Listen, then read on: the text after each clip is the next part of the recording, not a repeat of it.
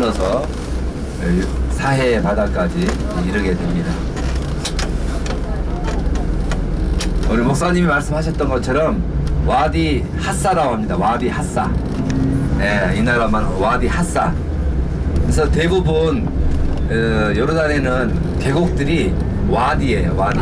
예, 대부분 계곡을 와디 라이안. 우리가 그 그리시내 가도 와디 라이안이라고 그러거든요.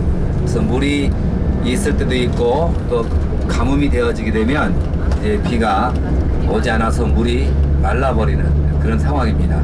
그렇죠. 와디 라이안 그리시네가는 산이 깊고 높은 그런 깊은 지역이라 오랫동안 거기는 물이 흐를 수 있는 지역 조건을 가지고 있습니다. 그러나 거의 대부분은 비가 오면 물이 있다가 안 오면 또 이렇게 마른 계곡으로 유지하고 있습니다.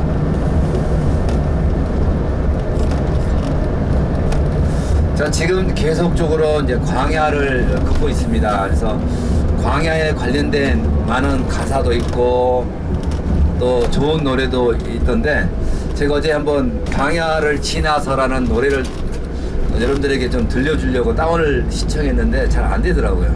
그래서 나중에 광야에 관련된 가사를 한번 보시면 이제 나중에 그 여운이 될 것 같아요. 지금 광야를 이제 지나 보셨으니까. 그리고 좀 시간이 되어지면 우리가 여기서 하지 않아도 어쩌면 이스라엘에서 광야 체험이 있으세요? 유대 광야 가요. 예.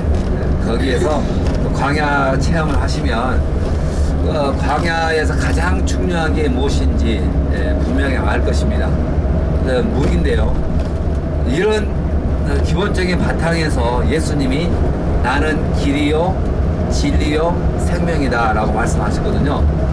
이 길이라는 것은 유대 광야를 보시면 한번 길을 잘못 들면 길을 잃고 목숨을 잃게 되는 경우가 흔합니다. 광야는 길이 따로 나 있지 않아요. 그래서 내가 원하는 길을 선택해서 어느 길이든지 갈 수가 있습니다. 그러나 그 길이 생명의 길인지 죽음의 길인지는 아무도 보장을 못하죠. 내가 선택을 하고 내가 갈 수 있지만 그 길이 생명을 보존한다는 보장은 없습니다. 그래서 생명의 길을 선택해서 가야 되는데요. 이런 지역적인 배경 가운데서 예수님이 나는 길이요 진리요 생명이다라고 했었을 때 그 길은 생명의 길, 오직 너희가 그 길만을 갈 때 살 수 있는 유일한 길인 것을 말씀하고 있다는 것을 알 수 있어요. 광야는 우리 인생의 비유로 보자면 고난, 고통, 어떤 역경을 의미하기도 합니다. 그러나 모든 인생도 마찬가지고 반드시 이 광야를 지나야만이 된다는 것. 이스라엘 백성들이 가나안 땅에 약속의 땅에 들어가기 전에 거쳐야 했던 땅이 바로 광야였습니다. 광야 길을 거치지 않고서 약속의 가나안 땅에 들어갈 수가 없었습니다. 반드시 이 광야라는 길을 거쳐야 했었는데요. 바로 우리의 인생도 마찬가지로 반드시 광야의 길을 다들 거쳐가게 되는 것입니다. 광야는 누구나 선택할 수 있고 누구나 갈 수 있지만 그러나 그 생명의 길은 제한되어져 있다는 것이고 광야에서 가장 중요한 것은 물인데 그 물을 얻을 수 있는 방법은 그 길을 따라 갈 때 그 물을 얻을 수가 있습니다. 그래서 여기서 반드시 필요한 것이 나치판입니다. 왜냐하면 지금은 여기는 약간 언덕이 있어서 그렇지만 이제 광야 한복판에 떨어지게 되어지면 평평하고 어디로 가야 될지도 모릅니다. 어떤 길이 참된 생명의 길인지도 모릅니다. 반드시 우리에게 필요한 나치판인데 그 나치판의 역할을 해주는 것이 곧 예수님이고 우리의 신앙이고 그리고 그 말씀인 것을 깨닫게 되어지죠. 고난의 역경의 삶, 고통의 삶이지만 그래도 우리가 위로받을 수 있는 것은 광야에는 말씀이 있었다는 것이에요. 이스라엘 백성들이 광야를 지나갔었을 때 그래도 그들은 그 고통 가운데 말씀이 있었고 불과 구름 기둥이 있었기 때문에 이 광야의 길을 넉넉히 이길 수 있었습니다. 낮에는 구름 기둥, 밤에는 불 기둥이 있었습니다. 그 구름 기둥이 어떤 기둥으로 여겨지십니까? 뭐 큰 집을 받치는 그런 어떤 기둥으로 이해하신다면 실망하게 될 건데요. 구름 기둥은 다른 게 아니라요. 저 하늘에 이제 구름이 있게 되어지면 다른 곳은 강렬한 햇빛이 비치는데 그 밑에만 그늘이 있는 거예요. 바로 그것을 구름 기둥이라 합니다. 그래서 이제 중간중간 보시면 어느 지역은 시커먼 지역이 있어요. 다른 지역은 강렬한 햇빛으로 인해서 하얀 그 땅만 보이는데 어느 지역은 시커먼 그런 그늘이 보입니다. 바로 그것이 이제 구름 기둥이 되겠고요. 불 기둥은 아직도 저도 잘 이해를 못하겠어요.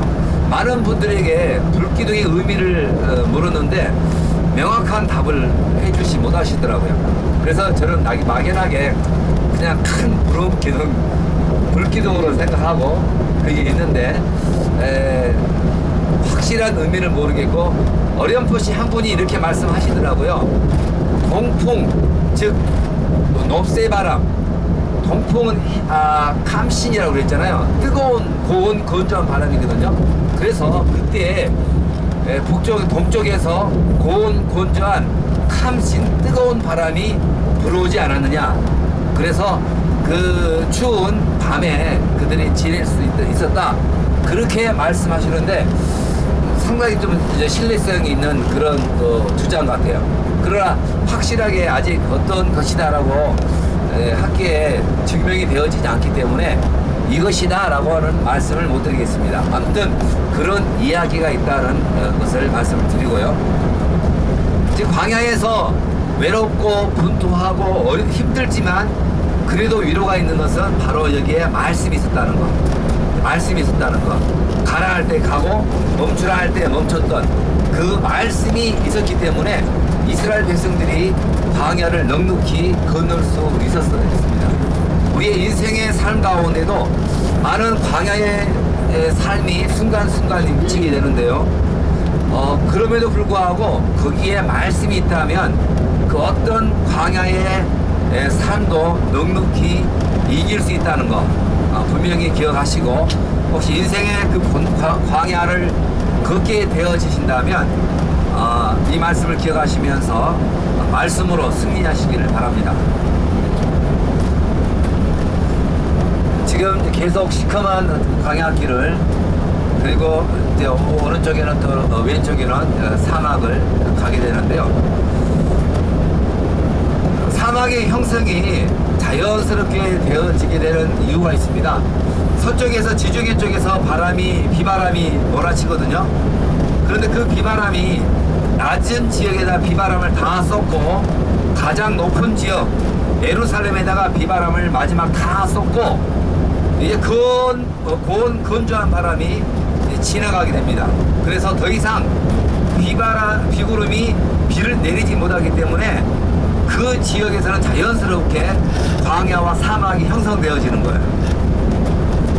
그 낮은 지역을 지나면서 요단 계곡을 이제 다시 지나서 계속적으로 바람이 몰아치게 되는데요. 요단 계곡이 아직도 낮은 지역이잖아요. 그러면서 거기를 지나면서 다시 비구름이 형성을 해요. 그리고 다시 그 바람이 올라오면서 암몬에 비바람을 쏟아 붓습니다. 그래서 암몬은 비가 많아요. 겨울에는 눈도 오고 또 비도 옵니다. 그런데 그 비바람이 다시 동쪽으로 오면서 이제 건조한 바람이 되면서 더 이상 비를 내리지 못하면서 자연스럽게 사막이 형성돼요.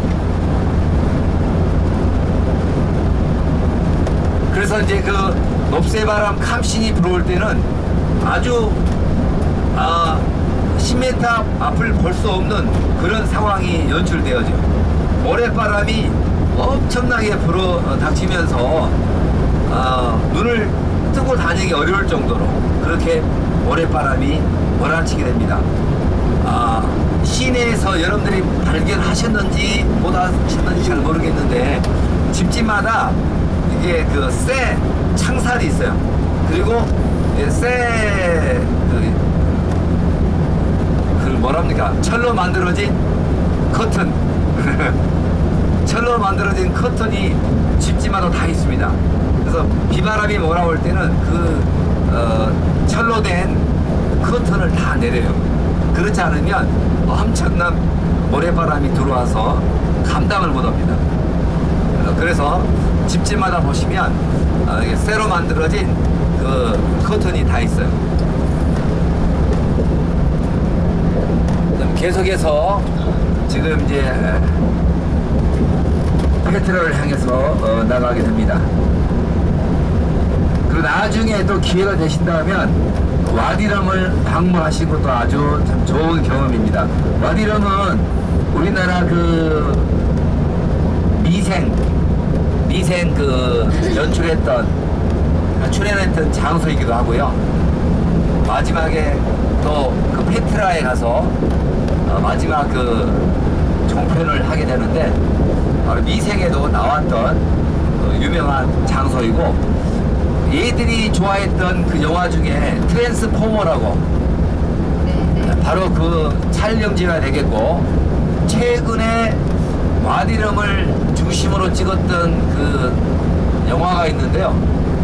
마윤? 노노노.